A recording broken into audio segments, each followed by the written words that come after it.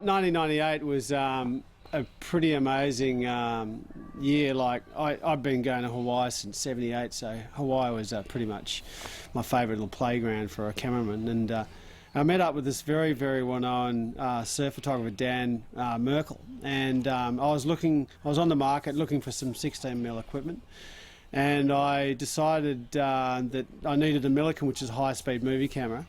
And I was told that he had some gear that he was getting rid of, and met up with him, had this fantastic camera, bought it, and he said in passing, because I was actually working out how to use it, he said, look Tim, if you're going to shoot big waves in Hawaii, forget about Waimea Bay, that's kind of like yesteryear's wave, go to this new wave off Maui called Jaws. And I went, oh, why, what's so good about Jaws? Well, if you like waves big, don't get any bigger than this place. So Jaws was the place for me to go, and I said, well, look, if I could just, if it happens, can I hang out with you, mate? You know, like, so anyway, I went, and Big Swell was on the radar, and we knew we were going to get some big waves, and had no idea what was going to happen. So I went, and I was expecting to meet him at the airport, never turned up. So I'm sitting there waiting for hours, trying to ring him, couldn't get through to him. Ended up getting a cab from, which ended up being a stretched limo because there was no cabs, to the Backpackers in downtown Maui. And overnight, like before going to sleep, I spoke to the people that ran the place. I said, where's this place called Jaws? And they had some idea, but they weren't 100% sure. And we went looking through maps, and it was meant to be through this pineapple field, and you just cut through the field and go up into the coast, and there it is. So anyway, I talked these tourists to go out there, and you know, I'm trying to do everything on like next to nothing money, and rocked up, and they drifted off, and I started trying to find my place where, you know, I could shoot from. Of course, there's all this, it's like part of the jungle there on the side of the mountain, you couldn't really see through. And I found a little spot, you know, and there was a couple of other cameras there, and no one really wanted to see me because everyone wanted the exclusive shots themselves. And I basically found this spot, and I started having to carve my way into this like location to shoot, because it's just all this bamboo and weeds and stuff that you got to get through. So I had to make this spot, and I was like bashing the foliage, trying to, you know, get through to get this view. And anyway, I got myself a view, set myself up. It was about 9 o'clock in the morning by that time, and no one's out. But the waves are huge. I mean, like, they were big. You know, there was serious big waves out there, but I had absolutely no idea how big it was. About an hour later, I could see little specks on the horizon moving around from around the headland, and that was it. That was Laird Hamilton and all these big wave warriors on their jet skis. And I thought, yes, action, you know. And it wasn't until I saw the very first wave caught that Laird Hamilton actually dropped down this massive wall, just testing the water, so to speak, and just to see how he was feeling on these waves. And I realised that these waves weren't small, they weren't big, they were massive.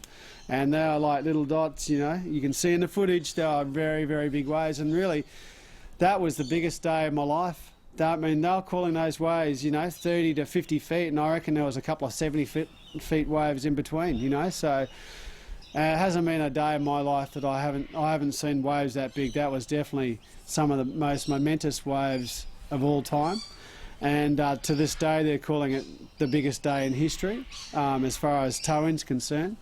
And I think we're going to see a lot more of that kind of stuff. I think it's, you know, like that was biggest Wednesday at its biggest, and it really did put tow-in surfing on the map. I think that really, you know, we're going to be lucky to see another day like it. So here's the footage. Check it out.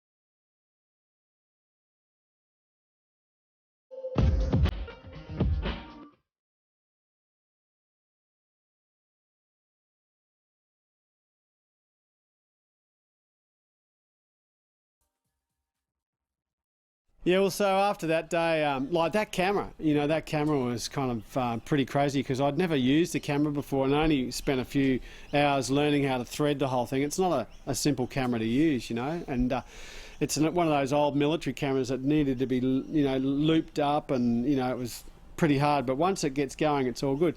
So I could have shot that whole day on that camera. It could have been all out of focus. I wouldn't have had any idea.